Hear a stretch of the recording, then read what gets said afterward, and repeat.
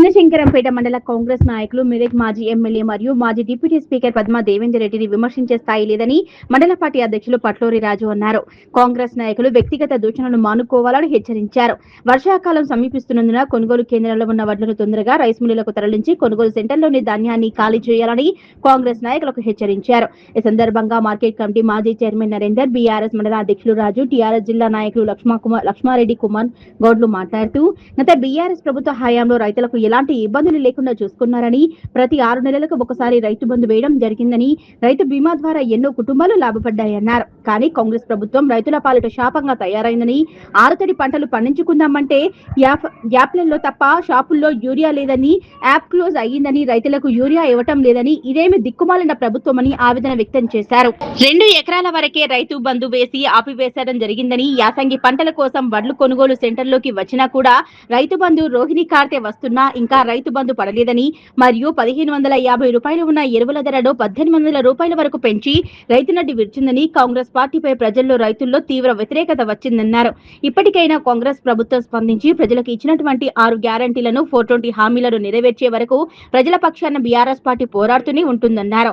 Market committee మాజీ chairman Ganga Narender, BRS జిల్లా నాయకులు లక్ష్మారెడ్డి, బీఆర్ఎస్ మండల అధ్యక్షులు రాజు, కుమార్ గౌడ్, శ్రీనివాస్, గౌలపల్లి సర్పంచ్ సిద్దిరాములు, మల్లుపల్లి సర్పంచ్ నరేష్, చందాపురం సర్పంచ్ కృష్ణాగౌడ్, గౌలపల్లి తండ సర్పంచ్ సుధాకర్, మైజీ వైస్ ఎంపీపీ సత్యనారాయణ గౌడ్, మైపాల్ రెడ్డి, ప్రభాకర్, శ్రీనివాస్ రెడ్డి, గోపాల్ నాయక్, పోచయ్య, గోండస్వామి, నాగరాజు, లాలు, పోతరాజు, రాజు, గోపాల్, నవీన్, మాజీ సర్పంచ్లు, మాజీ ఎంపీటీసీలు పాల్గొన్నారు. నిన్న ఒక మాట మాట్లాడినాం. నిన్న 2001 నుండి మేము క్రియాశీల రాజకీయాల నుండి పాల్గొన్నప్పటి నుండి ఇప్పటి వరకు మా గ్రామంలో మేము ఇప్పటి వరకు మా సర్పంచ్ మేమే గెలుచుకున్నాము. మరి నీ గ్రామంలో నువ్వు సర్పంచ్ 5 ఏళ్ళు అనుకోకుండా వచ్చి 5 ఏళ్ళు సర్పంచ్ చేసినావు కదా, నిన్ను చూసి ఇంకోళ్ళు కూడా సర్పంచ్ అయ్యేటట్టు విధంగా మరి నువ్వు సపోర్ట్ చేసిన పాపం మా తమ్ముడిని మరి ఎందుకు గెలిపించుకోలేకపోయినావు?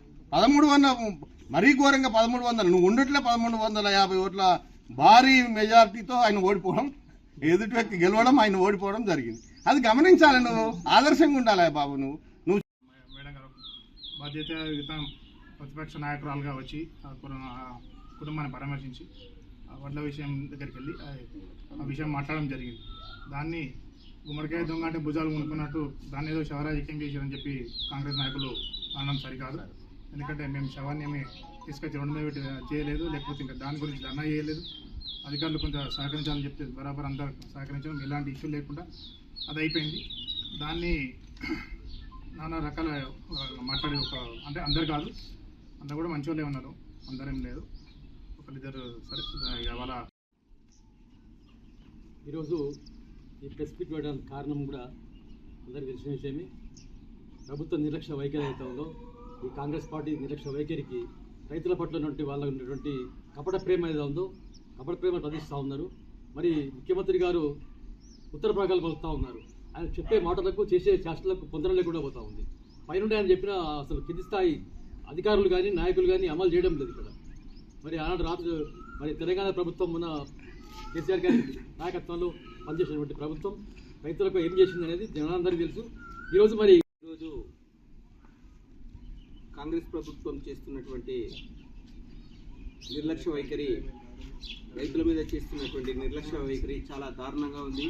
గతంలో చూసుకున్నట్టయితే తెలంగాణ ప్రభుత్వం 10 సంవత్సరాల పాలనలో ఎప్పుడు కూడా గతంలో ఆంధ్ర పాలనలో ఉంటుండే యూరియా కోసం కానీ ఎరువుల కోసం కానీ చెప్పులు పెట్టే పరిస్థితి, చెప్పులు లైన్లో పెట్టి నిలబడలేని పరిస్థితిలో అలాంటి పరిస్థితులు పోయి తెలంగాణ 10 సంవత్సరాలలో ఎప్పుడు కూడా అలాంటి పరిస్థితి లేకుండే. కరెంటు కోసం మళ్ళీ ధర్నాలు మొదలైనాయి, ఎరువుల కోసం మళ్ళీ ధర్నాలు మొదలైనాయి, కొనుగోళ్ల కోసం ధర్నాలు మొదలైనాయి.